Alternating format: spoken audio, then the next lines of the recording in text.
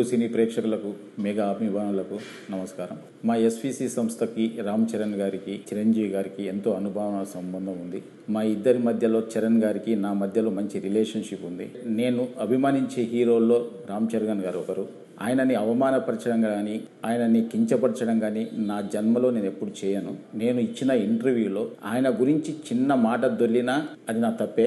అది జరిగిందని అభిమానులు అనుకుంటున్నారు కాబట్టి వాళ్ళకి నిజంగా నేను క్షమాపణ చెప్తున్నా. చరణ్ గారికి కూడా క్షమాపణ చెప్తున్నాను. అంటే నాకున్న ఆయన రిలేషన్ని నేను పాడు చేసుకోదలుచుకోలేదు. ఎందుకంటే జనం ఈ రోజు మాట్లాడుతున్న మాటలు కానీ బయట ట్రోలింగ్స్ కానీ అభిమానుల బాధలు కానీ నేను అర్థం చేసుకోగలను. ఎందుకంటే ఒక హీరోని అలా అన్నప్పుడు ఎవరు కూడా భరించలేరు. నేను అన్న ఇంటెన్షన్ అలా కాదు. మాకున్న రిలేషన్స్లో మాకున్న క్లోజ్నెస్లో నేను మాట దొర్లాను తప్ప ఆయనను అవమానపరచడానికి కాదు. మాకు మెగా హీరోలతో అందరితో మాకు మంచి సంబంధాలు ఉన్నాయి. వరుణ్ తేజ్తో ఒక ఫిదా కానీ, సాయి ధరమ్ తేజ్తో 2 సినిమాలు, చరణ్ గారితో 2 సినిమాలు చేశాం. చిరంజీవి గారు ఎప్పుడు మా రాజుగారితో కానీ నాతో ఎప్పుడు మాట్లాడుతూనే ఉంటారు. ఇలాంటి అనుబంధం ఉన్న వాళ్ళని అవమానించే పర్యంత మూర్ఖుని కాను నేను. దయచేసి అందరు అభిమానులు అందరూ అర్థం చేసుకోవాలి. సంక్రాంతికి గేమ్ చేంజర్ రిలీజ్తో పాటు సంక్రాంతికి వస్తున్నాం సినిమాని ఒప్పుకోకపోయి ఉంటే, ఆయన చెయ్యొద్దు అని ఉంటే ఆ సినిమా రిలీజ్ అయ్యేది కాదు.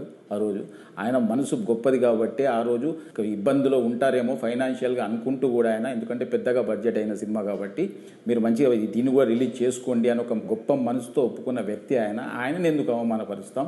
దయచేసి నేను ఆయన మాటలు కానీ అపార్థం చేసుకుంటే ఫ్యాన్స్కి అందరికీ నేను క్షమాపణ చెప్తున్నా. దయచేసి మా రిలేషన్ పాడు చేయొద్దు.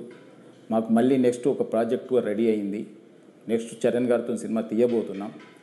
అలాంటిది అనవసరంగా మా ఇద్దరి మధ్య ఈ అభిప్రాయ భేదాలు తీయకండి అని అందరినీ వేడుకుంటున్నా. చూసిన ఆంధ్ర ప్రేక్షకులందరూ కూడా గమనించాలి. నాకు చరణ్ గారికి మంచి రిలేషన్ ఉంది. నేను ఆయన గురించి ఎప్పుడు తప్పు మాట్లాడను. ఇచ్చిన ఫస్ట్ ఇంటర్వ్యూ కాబట్టి కొంచెం నాకు తెలియకుండా కూడా ఏదైనా మాట దొర్లిందేమో, అలాంటిది కూడా ఏదైనా అర్థం చేసుకోవాలని అందరికీ కోరుకుంటున్నాను. Thank you very much.